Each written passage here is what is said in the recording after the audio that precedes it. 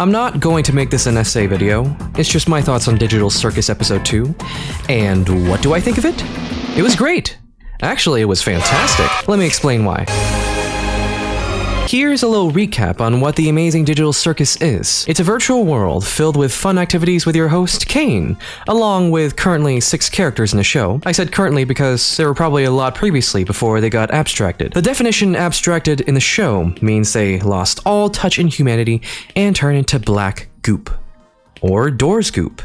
Or Tio goop. Episode 2 is about the crew going to a candy land where Candy Queen Lady tells you to bring the stolen syrup back to the castle. They ride in a truck and go on a sweet adventure. We meet a group of Gummy Gators with the stolen syrup, and the two seem to have a truck battle. Now, I'm not an expert in animation, but I am an animator. Give that. Don't ask. Yeah, I'm gonna say this right now. It doesn't matter if people say the visuals or animation is bad. Animation is hard to do in general.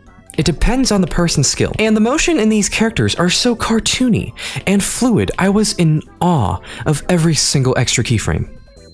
Wait, there are a lot of mixed opinions on Jax's character because he acted like an absolute jerk to everyone here.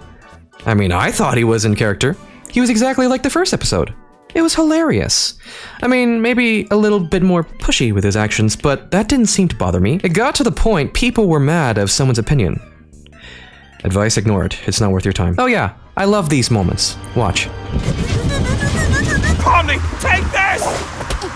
Hey, quit mucking about and get back up here! You should not ram them. Pomy's still on board.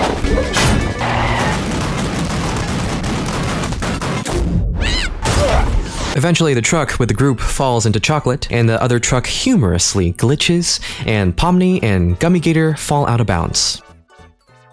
Here's what stood out to me. Gummy Gator has a midlife crisis because he sees a T-posed version of himself.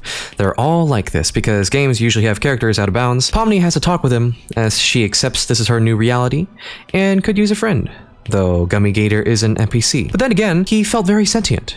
I mean, Kane did say he made an AI that's more realistic, so that makes more sense. His name was later revealed as Gummy Goo, and he felt better after that talk. I loved this part.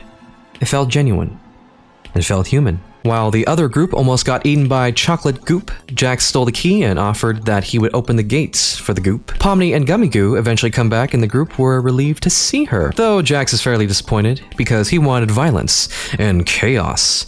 I like this part. What I liked about the moment between Ragatha and Kinger was, despite Kinger's humanity slowly fading, he showed some genuine wholesomeness, saying Pomy will grow into this world, and Ragatha was just like Pomy when she was having her midlife crisis. They eventually get back to the Queen. Jax unlocked the gates for the group to come in. That part was hilarious. And they come back to the circus. As just when Gummy Goo was about to join in the circus crew, Kane literally gave him a surprise. Wait, what? What? Kane explains if he gets confused on who's an NPC and who's human, who knows what'll happen. And Pomy starts a small breakdown.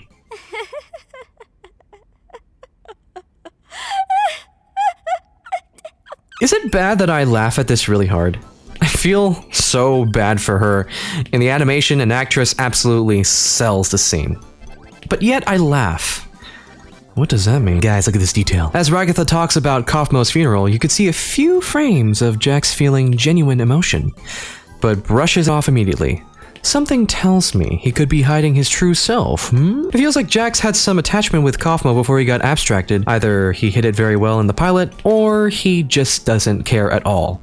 I mean, he knows everything here isn't real, so it makes sense he doesn't take everything seriously. Now, here's another thing that stood out to me the most. I absolutely loved the foreshadowing and storytelling here. As Pomy had a nightmare of her abstracting and falling into a void in the beginning of the episode, it shows a sense of isolation, loneliness. But as the others talk about Kaufmo, Pomy starts to settle down a bit and smiles, learning these are actual people and they care about each other. The scene cuts back to Pomy falling in the dark void, but then 4 hands catch Pomy, grabbing her back up. This shows Pomy realizing she's not alone. But it's only a matter of time before everything goes downhill.